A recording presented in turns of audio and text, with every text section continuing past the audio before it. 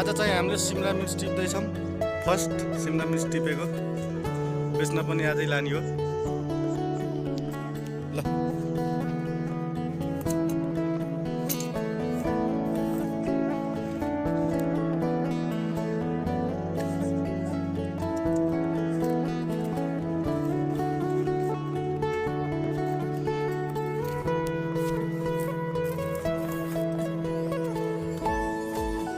ल यहाँ तरकारी टिपाइ भइरहेछ। यी कसरी सागको मुठा बनाउने, यी लामो खुर्सानी, सिमला मिर्च,